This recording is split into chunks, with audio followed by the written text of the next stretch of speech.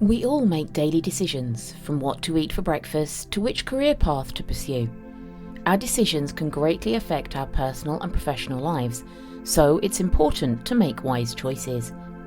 However, decision-making can be complex and challenging, and it's often influenced by biases and heuristics that can lead to suboptimal outcomes. Hello, and welcome to Connected Minds podcast.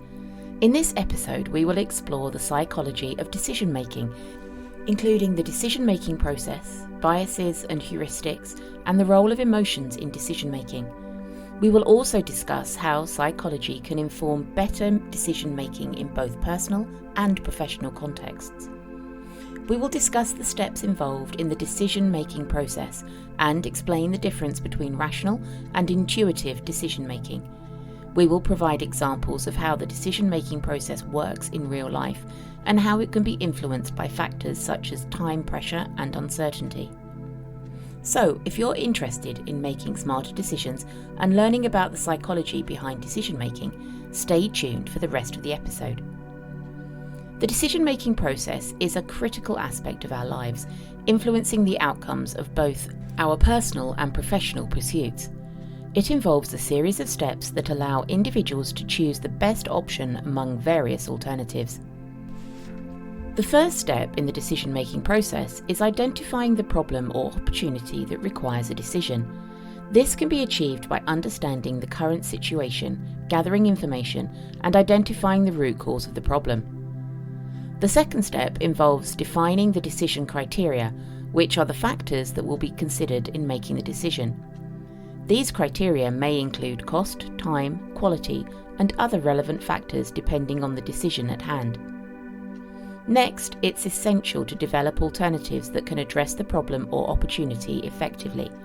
These alternatives may be generated through brainstorming, research, or consultation with relevant stakeholders.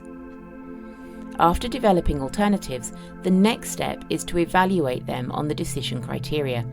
To make a decision, it is important to consider the advantages and disadvantages of each option and choose the one that will result in the most favourable outcome. Once an alternative is selected, it's essential to implement and monitor the decision to determine whether it's effective in addressing the problem or opportunity. If the decision is not successful, it may be necessary to revisit the decision-making process and identify alternative options.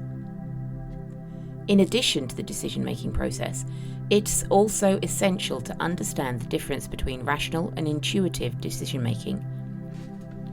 Rational decision-making involves a systematic and analytical approach to decision-making that is based on logic and reasoning. Intuitive decision-making, on the other hand, involves relying on instincts and gut feelings to make decisions. In real-life situations, the decision-making process can be influenced by various factors, including time pressure, cognitive bias, and emotion.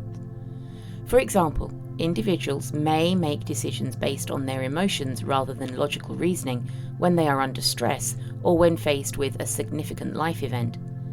The decision-making process is a vital aspect of our lives, and it's essential to understand the steps involved in making effective decisions. By applying a rational approach, individuals can make better decisions and avoid the pitfalls associated with intuitive decision-making. Emotions play a crucial role in the decision-making process, influencing the choices we make and the outcomes we achieve. In this episode, we will explore the role of emotions in decision-making, how they can affect the decision-making process, and provide examples of how emotions can lead to both positive and negative outcomes. Emotions can affect decision-making in several ways. First, emotions can influence the criteria we use to evaluate alternatives. For example, if we are feeling anxious, we may prioritize avoiding risk over maximizing rewards.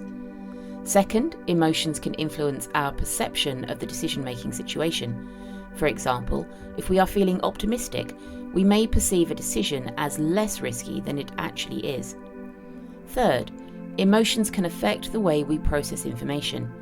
When we are experiencing strong emotions, our ability to process information may be impaired, leading to suboptimal decisions. Emotions can lead to both positive and negative outcomes in decision-making. For instance, emotions can motivate us to take action or pursue our goals, leading to positive outcomes. On the other hand, emotions can also lead to impulsive decisions that may result in negative outcomes. For example, an individual who is feeling angry may make a hasty decision that they later regret. An example of how emotions can lead to both positive and negative outcomes can be seen in the decision-making process of entrepreneurs. Entrepreneurs often rely on their intuition and emotions to make decisions about their business. While this approach can lead to innovative solutions and positive outcomes, it can also result in overly optimistic decisions that fail to consider the risks involved. Understanding the impact of emotions on decision-making is crucial for making sound decisions. Emotions have a significant influence on the decision-making process. By being aware of the impact of emotions on decision-making, individuals can better manage their emotional states and make more rational and informed decisions. Psychology can provide valuable insights into decision-making, enabling individuals and organizations to make better decisions.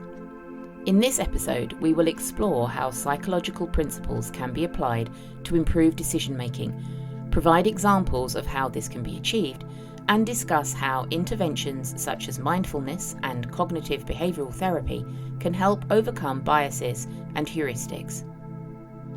One way psychology can inform better decision-making is by identifying and addressing biases and heuristics that may influence decision-making.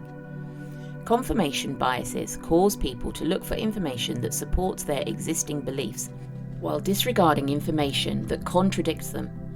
By recognizing this bias and actively seeking out diverse perspectives, individuals can make more informed decisions. Organizations can also apply psychological principles to improve decision-making. For example, the use of data analytics and decision-making tools can help reduce the influence of biases and heuristics. Additionally, fostering a culture that encourages open communication, feedback, and collaboration can also lead to better decision-making outcomes. Mindfulness and cognitive behavioral therapy are also effective interventions for improving decision-making by helping individuals recognize and overcome biases and heuristics. For example, mindfulness can increase self-awareness, allowing individuals to recognize when biases or emotions are influencing them. Likewise, cognitive behavioral therapy can help individuals challenge and reframe unhelpful thought patterns, leading to more rational decision-making.